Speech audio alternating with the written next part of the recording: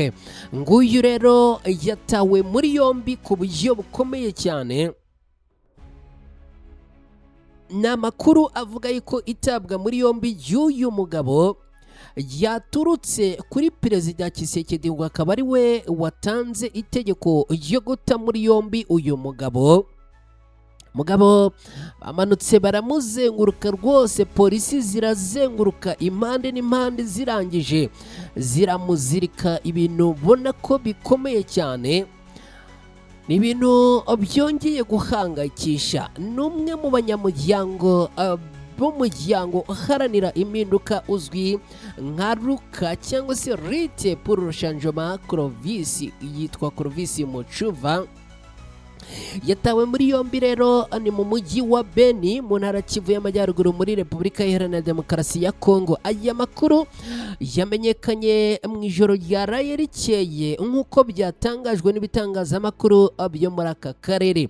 Amakuru yibanze agaragaza ko bwana Clovis Muchuva yafashwe n'inzego z'umutekano, ariko kugeza ubu impamvu nyakuri yitabwa muri yombi ye ntiratangazwa ku mugaragaro, nubwo bivuga yuko ngo amabwiriza yo gutabwa muri yombi k'uyu mugabo byaturutse ibukuru. Nta rwego rwa leta cyangwa rw'ubutabera rurashyira ahagaragara ibisobanuro birambuye ku byaha uyu mugabo ashinjwa cyangwa aho afungiye. Hari amakuru avuga yuko ngo yaba yagiye gufungirwa mu rwego rw'ubutasi. Hari amakuru avuga yuko ngo yaba yafashwe n'abarimo abajepe bo muri Repubulika Iharanira Demokarasi ya Kongo. Birumvikana kugeza ubu ibyatumye uyu mugabo rero afatwa ntibiratangazwa mu by'ukuri. Uyu Clovis azwi cyane muri Beni nk'umwe mu banyamuryango abaruka bakunze kuvuganira abaturage cyane cyane ku bibazo by'umutekano, uburenganzira bwa muntu n'imiyoborere. Mu bihe byashize yagiye anagirwaho iperereza ndetse ashakishwa ubutabera bwa gisirikare kubera ibikorwa bye byo kwamagana umutekano muke muri Beni. Ibintu we yahoraga ahakana, avuga ko yakoraga ibikorwa byemewe n'amategeko. Ifatwa ry'uyu mugabo rero rije mu gihe teritwari ya Beni ikomeje kwibasirwa n'ibitero byitiriwe umutwe wa ADF, byatumye abaturage benshi batakaza ubuzima, abandi bagahunga ingo zabo. Muri iyi minsi ishize hagaragaye ibitero byinshi byahitanye abasivile mu bice bitandukanye bya Beni, bituma abaturage bakomeza gusaba ko umutekano wabo wakongerwa. Kugeza ubu umuryango ruka nturagira icyo utangaza ku mugaragaro ku ifatwa rya bwana Clovis Muchuva, kandi inzego z'umutekano nazo ntiziratangaza igihe yazashyikirizwa ubutabera cyangwa niba hari iperereza rikomeje. Ibi rero bikaba byongeye guhangayikisha abaturage muri ibi bice bya Beni. Nshuti bakunzi ba Ibendera TV, rero nimunyemerere twerekeze muri ya nkuru nayo ikomeye cyane nakomeje kubasezeranya. Ishyaka rya bwana Kabila rimaze gushyira ahagaragara itangazo rikomeye cyane bibasira bwana Tshisekedi wa Repubulika Iharanira Demokarasi ya Kongo, aho bamwandagaje ku buryo abakomeye cyane. Umunyamabanga uhoraho wungirije w'ishyaka rya PPRD rya Joseph Kabila wabaye perezida wa Repubulika Iharanira Demokarasi ya Kongo, Ferdinand Kambere, yagaragaje impungenge ku biganiro abihuriweho bidaheza bigomba guhurirwamo n'abavuga rumwe n'ubutegetsi bwa Tshisekedi. Bwana Kambere yagaragaje ko kuba abasenyeri baheruka gutangaza ko perezida Tshisekedi yemeye ibiganiro bidaheza bizahuza abatavuga rumwe n'ubutegetsi, bisa naho ari kubakoresha kugira ngo ababurizemo imyigaragambyo yari iteganyijwe kuwa 22 Nyakanga muri uyu mwaka w'2026.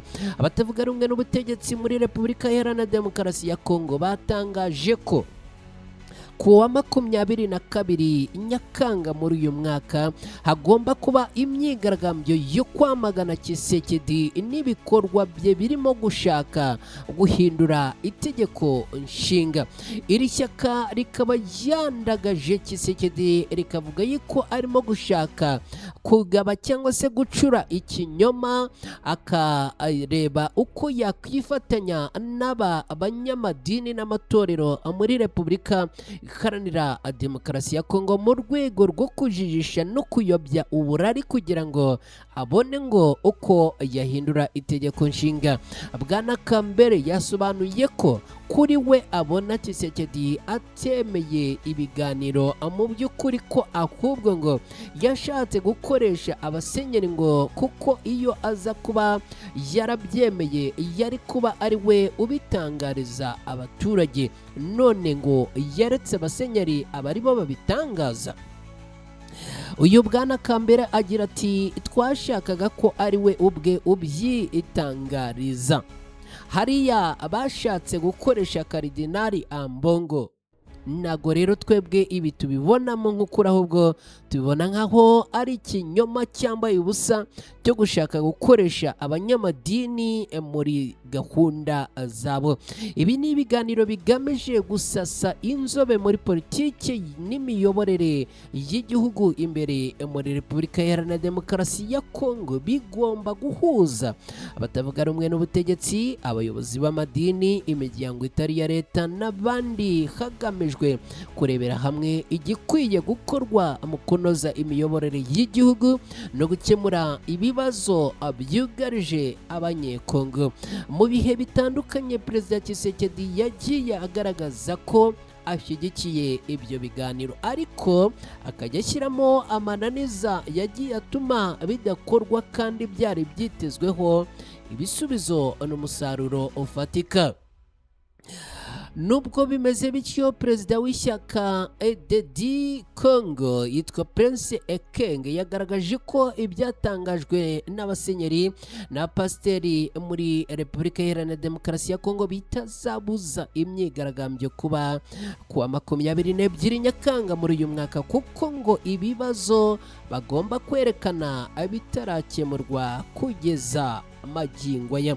Nshuti bakunzi ba Ibendera TV, mwari kumwe natwe muri aya makuru. Munyemerere nongere mbashimire cyane mwakoze kubana natwe. Abantu mudukurikiye muri bashya nimugende mutankoreye subscribe, hanyuma abandi mwese munkorere like, muraza kuba amugize neza cyane. Nitwa Mukada rero, ambifurije kugira icyumweru cyiza, mwirirweho mugira amahoro n'amahirwe kandi mukomeze kurindwa n'Imana.